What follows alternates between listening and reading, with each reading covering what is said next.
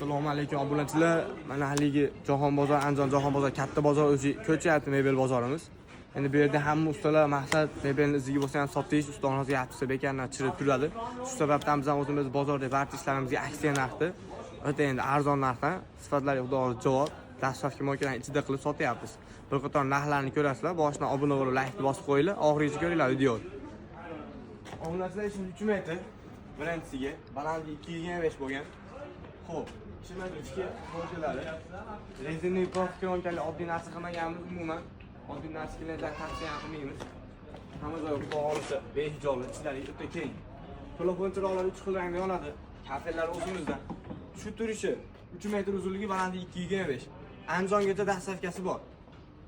Endi bu narsani xudo xohlasa narxi endi sizlarga 4 200 ming so'mdan.